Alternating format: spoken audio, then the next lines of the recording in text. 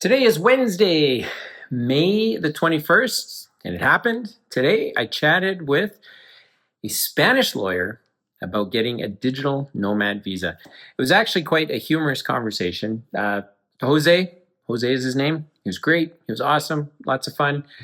He was referred to me by someone we've gotten to know in Spain over the last couple of years. A fellow named Clemente, really great entrepreneur, artist, true Spaniard. So it was a lot of fun. But it was funny talking to this lawyer because our hope is that we can get a digital nomad visa to extend our stay beyond December of this year into next year, where I can work on our tech startup. And if we don't get that visa, it means that we got to leave by December, and then we got to kind of figure something else out. You can go back and listen to previous episodes to find out what I mean by that. But what he did share was he said, the process of getting your visa and ultimately your residency, and we're not sure if that's the direction we're going to go, but he sort of shared that whether you get your visa or your residency, he says Spain is just difficult and slow. He said the paperwork's very simple, the checklists are very simple, but he said the bureaucracy associated with actually getting that paperwork processed to the final result, he says, is really tough. And then he even couldn't help but laugh himself. He said, this week is very busy, next week is very busy, and then we go into summer. And he basically said, nothing happens during summer. So, you'll have to wait until September probably to start getting results. And I said, well, September is when we're leaving. We'll be there from September through December. And he said, well, we'll try to get your digital nomad visa first. And then if that works out for you, then we can work on your residency later. But him talking about the bureaucracy and just how slow everything is where I feel Canada as a country is on its way to becoming. And Spain is already there. So I figured as you kind of look at all the economic indicators of Spain, they're slowly ticking up and to the right. And the lawyer was just like a funny, subtle reminder that bureaucracy and governments can really add a lot of sloth to the system, and it can be hard to get things done. So anyway, we'll see what happens. Taking the next step. The next step is to find a lawyer. I found a lawyer, had a chat. We'll start sending all of our paperwork over to him so he can begin to put a file together and hopefully file for our digital nomad visa. So that's kind of cool. Some other things that transpired today was I'll use the word aggressive. I'm not sure that's the best word, but kind of the two key guys in our business that really, they've been at the business longer than I've owned it. They've been doing our scope of work longer than I've been around, involved in the business. And so they're really, really great. They're at the right age, the right stage in their lives where they're looking to kind of up their game from just being managers into, being quasi general managers, or they're starting to take kind of more ownership over the direction of where we're going, given that I'm trying to extricate myself, remove myself from the really small details of our business by getting people put in place. And so anyway, just a conversation ensued today where it was just a good reminder that when you're growing as an entrepreneur, as a business owner, you can squeeze the life out of things and you can really get in the way. But the best thing to do is to probably just organically let things unfold a little bit and provide some direction and some guidance. And the conversation with the two fellas today was more or less around how we're dealing with some of the stress that comes from doubling in revenue. When you've generated $100 a year, now you're generating $200 a year,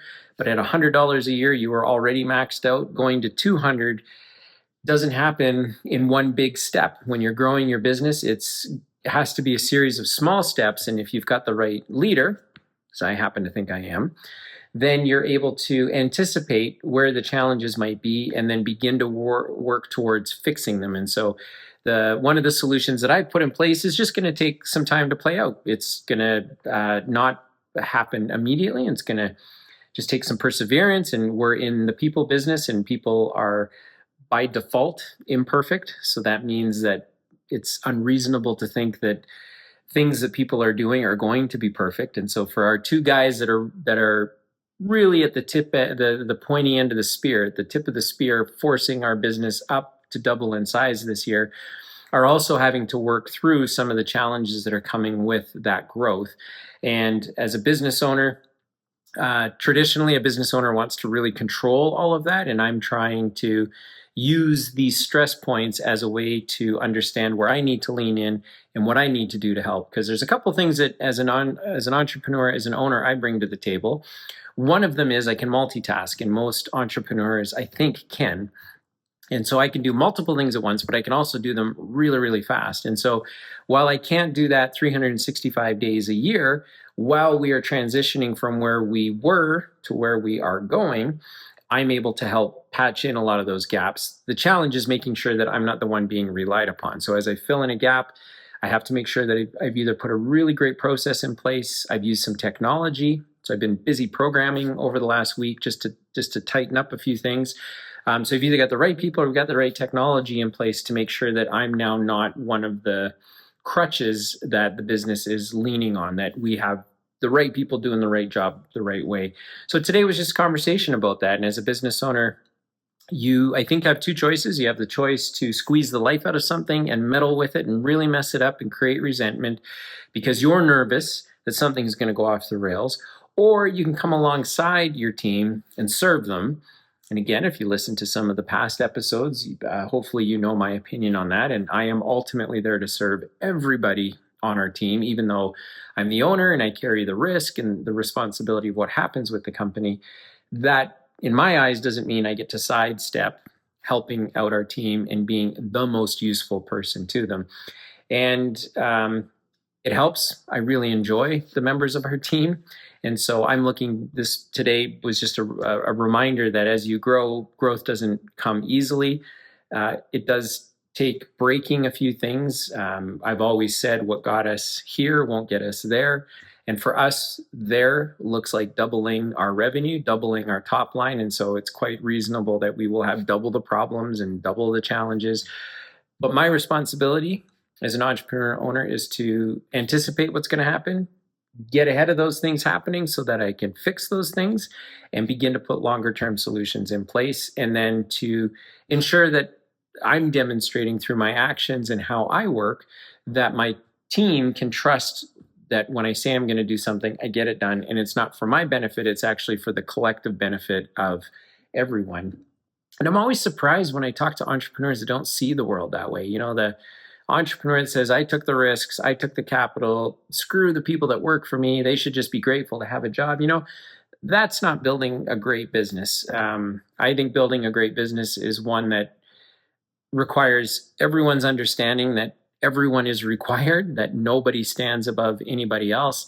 And I think if everyone has that attitude of looking outward instead of inward, that really changes the dynamic and the culture. Now, I don't live in fairy tale land. I know those things are really hard to do, but I get really excited by those particular challenges. I like knowing that what we're doing, you know, when I meet some of our team members, and they have a hard time understanding why I have the philosophies that I do, I love also seeing that they're not carrying like a burden of stress or anxiety when they come to talk to me, that they can talk to me just as equally as they can talk to anyone on our team and get the results and understand that they're working on a team and it's all of our opportunity to win together or to lose. And so far, we've got a pretty good batting average, and I hope it continues. I love being an entrepreneur and a business owner. And I think when you've been punched in the face enough times, you start to understand how the world works. And I'm at a stage right now where as our business doubles in size, certainly folks on our team have never been a part of that. And so they're starting to clamp down and get a little bit nervous and anxious, and they're challenging the environment a little bit. But I know that the sun's going to rise tomorrow. Everything's going to work out the way it's going to work out. And as long as we're all pointed outward, looking at everybody else and not inward at ourselves, that everything's going to be just fine. And are we going to get to where we're going? Absolutely, we are. And so it's exciting to be a part of. And I think as an entrepreneur, I mean, really, what's the alternative? You can either embrace the journey and the problems and the challenges and the celebrations, or you can just constantly live in a state of fear. And over my career, I have had enough sleepless nights living in fear that I don't need them anymore. And that doesn't mean I'm cavalier, and it doesn't mean I don't care. It simply means that I have perspective. You've heard about the role that faith plays in my life, and the older I get, the more I realize I'm truly not in control of many of the things that go on in my life, and that there's a God who is in control of those things, and I can fight against that as much as I want, but it just continues to prove itself every single day that that's what's happening. So very excited to dig in. The next couple months are going to be pretty gnarly because we are experiencing the normal fractures that go along with growing into a new skin, as it were.